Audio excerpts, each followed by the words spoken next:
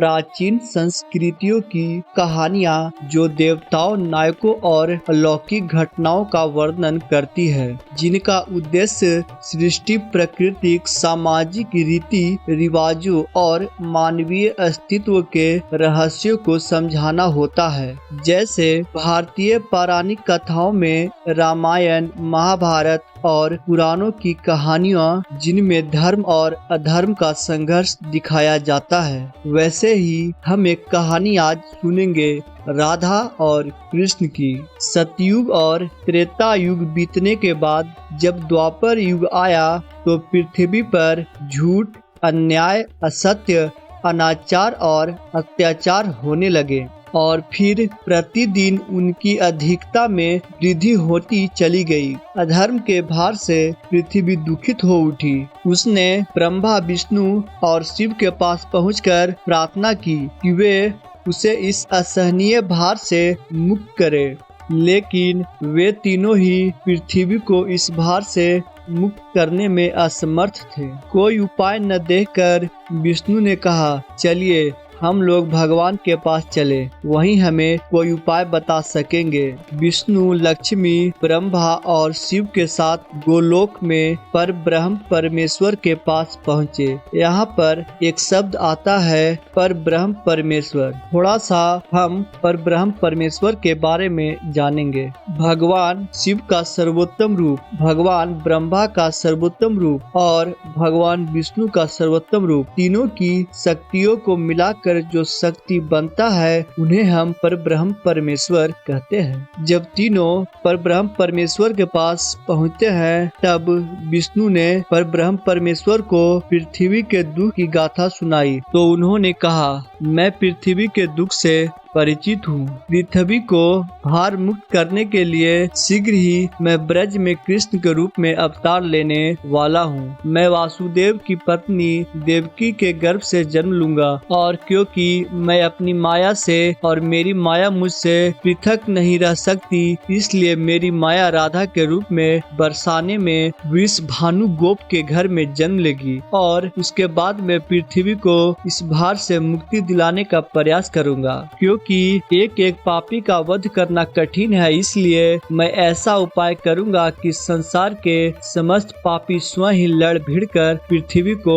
हारहीन बना दे। आप लोग निश्चित होकर अपने अपने को पधारिए और मेरे आदेशों का प्रतीक्षा कीजिए। विष्णु आदि देवताओं ने परमेश्वर को प्रणाम किया और अपने अपने लोक में आकर परम पिता के आदेश की प्रतीक्षा करने लगे। कुछ समय बाद ही अत्याचारी और अनाचारी मथुरा नरेश कंस के कारागार में बंदी वासुदेव की पत्नी देवकी ने एक बालक को जन्म दिया।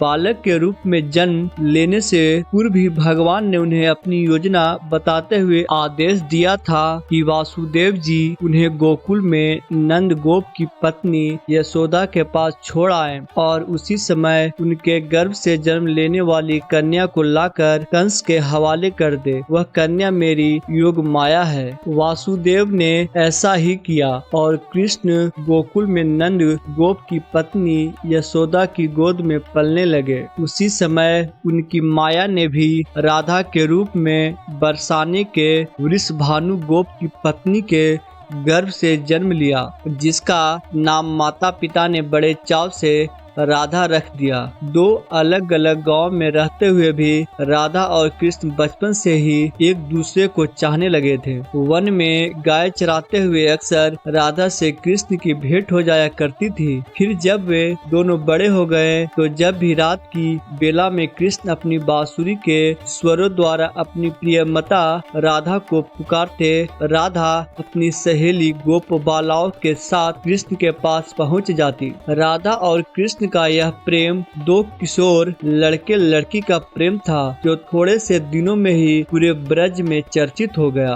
नंद बाबा और यशोदा ने चाहा कि कृष्ण का विवाह राधा के साथ कर दिया जाए। उधर बरसाने में वृषभानु और उनकी पत्नी कलावती की भी यही इच्छा थी। एक शुभ दिन देखकर राधा और कृष्ण की सगाई कर दी गई। पूरा ब्रज प्रदेश आनंदोल्लास भरे उत्सवों से भर गया, लेकिन उन दोनों दोनों का विवाह नहीं हो पाया था कि कंस के आदेश पर अक्रूर कृष्ण को बुलाने के लिए मथुरा से वृंदावन पहुंच गए और अत्याचारी कंस तथा राक्षसी स्वभाव वाले उसके अनुचरों का वध करने के लिए कृष्ण को बलराम के साथ वृंदावन छोड़कर मथुरा जाना पड़ा। और मथुरा में कंस आदि का वध करने के बाद मथुरा राज्य की सुरक्षा के उत्तरदायित्व ने कृष्ण को इतना उलझा दिया कि वह चाहकर भी वृंदावन नहीं जा सके। अपने जामाता कंस के वध का बदला लेने के लिए उसके ससुर जरासंध ने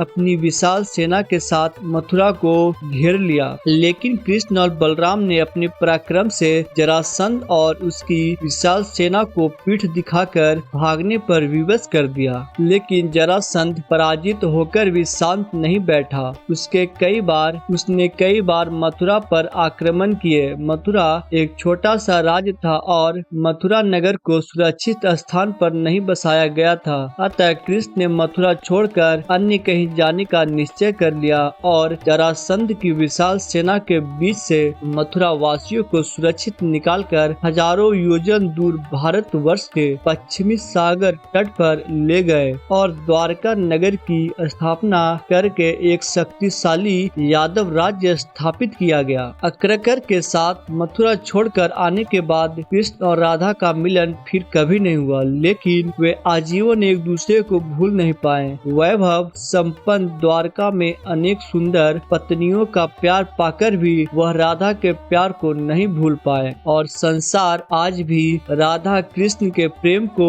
एक आदर्श प्रेम के महान तथा अमर प्रतीक के रूप में याद करता है। उनकी मूर्तियां भारत के मंदिरों में ही नहीं विदेशों में भी अनेक मंदिरों में प्रतिष्ठित है और लोग बड़े भक्ति भाव से उनकी पूजा आराधना करते हैं। बहुत बहुत धन्यवाद।